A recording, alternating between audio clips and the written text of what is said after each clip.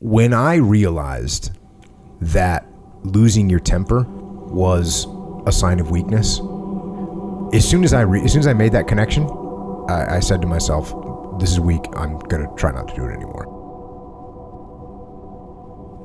You might get frustrated right now because you haven't eaten and your blood sugar's low. Yeah. But I'm going to use the Echo Charles approach of, hey, that's weakness, right? Yeah. It's weakness. For me to be getting angry, it's weak. For me to be complaining because I'm on a tail end of a 72-hour fast, that's just weakness. I'm not going to complain. What are you talking about? You don't need to eat for 30 days. People can go 30 days without eating. My daughter, when she was cutting weight for wrestling this past season, she would say that. She'd say, she'd say, Dad, I would get really hungry. And then I just think, people can live for 30 days without eating. I think I can make it through the next 8 hours. Come on. Yeah. It's not that big of a deal. There's no reason to get hangry. That's just an excuse. Don't do it. Carry on with your airborne self.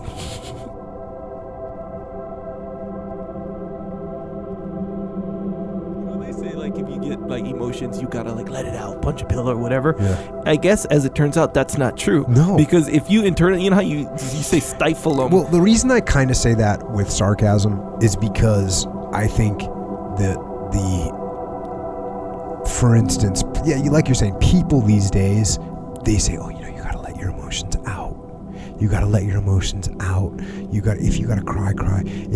And I understand where that's coming from. And you can get to a point as a person, if there's something that's really traumatic that's happening and all you do is hold it in. And I've seen guys get destroyed over that because they're not expressing the emotions that they have. Right. But that's at a big level, right? At a daily level, no. You don't express those things. You keep them inside. That's why I say it like that. Like, I'm being kind of sarcastic, but at the same time, I'm being serious. Yeah. It's just, don't let your emotions out and into the world. Yeah. Keep them for yourself. Own them. Yeah. Keep them for yourself. Don't share them with other people if you don't have to. Yeah. Now, again, people are going to freak out that I'm saying this because bury your emotions. Because that what happens when you when you've got something really traumatic that you bury, then it eats you apart. And I've talked about that. I mean, talking about things that you go through in life and expressing those feelings that you have about them, that's good.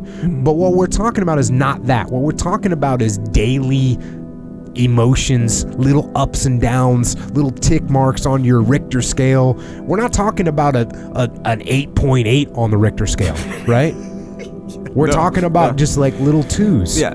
And when you express those 2s and 3s on the Richter scale out to people, you just look unstable. Hangry, that's a 2. Yeah, that's a 2.